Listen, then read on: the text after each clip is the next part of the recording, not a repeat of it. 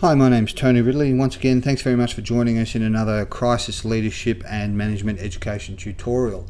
In this section, we're talking about the roles and responsibilities as it relates to crisis management teams, reiterating the fact that crisis management teams are not physical in nature. They could be across borders, across international date lines, on the telephone, down the street, or on a different floor. So the reality is it's not a location-based requirement. It's not the physical physical proximity within a room, and increasingly very few crisis management teams are able to get all of the key elements in a physical room at any one time. So it's also a part of the planning process to ensure that your plan encompasses or is flexible and adaptive enough to be able to respond to those technological aspects as well.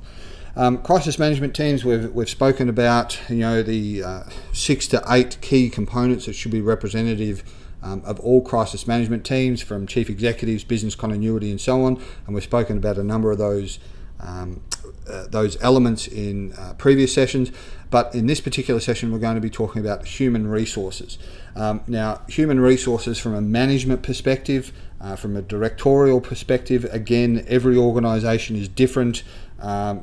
People, culture, whatever the title or nomenclature is for that specific department is irrespective in this sense, is that we're talking about those who are responsible for the overall policy, authority, and aspects that impact upon personnel within the organisation. And we're talking broad spectrum. That is almost everyone. We're not talking about someone who has ownership of 10% of the organisation, or executives, or labour only. We're talking about the highest possible representative across all of those areas. So first and foremost is their primary role and responsibility, and whilst the list appears quite short here, it's not to simplify or distill. I've just kept it rather succinct. It's to assess the exposure in each area. Now, what that means is that for many organisations, they tend to focus on only two elements. One is the individual affected, or a representative group. So what that could be is a department, a factory, or dare I say, all the way the entire organisation. Many of the representatives in this space fail to compartmentalise and contextualise the exposure as it relates to everything from gender, ethnicity, age, technical skills, payroll, all those sorts of things. When you look at HR, it's a very complex and layered system in the best of cases. So it shouldn't be overly simplified in a crisis scenario. It should take into consideration all of those various aspects. And an attempt to generalise everybody under that one banner will invariably lead to problems later on, or it will cause problems in the implementation, and certainly the rebuttals from individuals and stakeholders and internal and external evaluators, because people simply are not clustered under one simple group. There may be appropriate stages where a body of individuals or victims or exposed elements can be rationalised. However, in the early stages, it's about contextualising and making sure that they've assessed it at specific levels within specific groups, all the way down to individuals and inclusive of small micro minority groups and key demographics.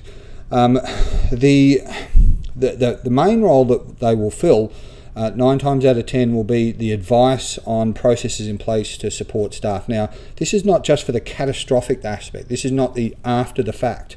This is an ongoing process. Again, crisis is about the discipline and the structure and the sustainability that may well last for days, weeks, or months. So it's not about a case of waiting until the event is over, or referring to resources and budgets and funds that are available after the event. It's an ongoing process. It's a trickle feed, if you will. So as a result, they should be able to advise the resources, the structures, the budgets, and so on as this goes, as this starts to evolve. Now, they should also be looking towards the future and have visionary processes to help inform in anticipation of what may be required as well. So once again, this comes down to the appropriate representative. If you've got somebody in the team who simply doesn't have that vision, that authority, that breadth of knowledge, then you've got the wrong person. And you need to be getting either that person or that department. Again, it might be 2 or 3 people in consult, but only those people that have that breadth of authority and understanding should be representative in this element. They should also be involving or considering the next of kin and consideration. This is a family. So whether you have a corporate policy to support or advise or provide to the family members, increasingly is that this represents a second tier concern and stakeholder level for any organisation. If there's sufficient numbers or particularly egregious circumstances, family and relatives and so on will be instrumental, or certainly form a key voice of communication. And certainly the media loves a terrible story about a corporate and how families and individuals were poorly treated. So HR should take ownership in conjunction with communications and sales and so on in terms of how to best do that. But they should also be considering the next of kin support and interaction processes very, very early on in the piece. And this is not simply a case of preventative measures. It's a case of this is what encompasses a complete and overall crisis structure. And last but certainly not least is, policies and procedures. What has been in place, what's mitigated. So once again, having a detailed knowledge of what these requirements and caveats are, and terms and conditions and degrees of coverage, and irrespective of whether it's a blanket one or not, they need to have the understanding. So once again, they can advise if they're approaching decision points that says, well, we're simply not covered under our insurance plan. That can be a go, no-go type scenario for an organisation.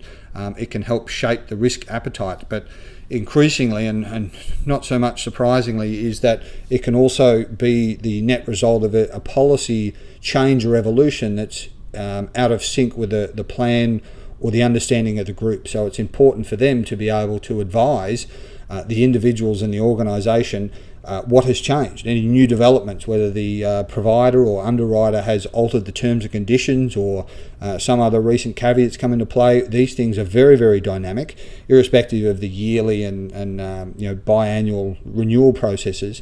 They do change regularly. So again, they need to have an intimate working knowledge of that and advise the teams appropriately.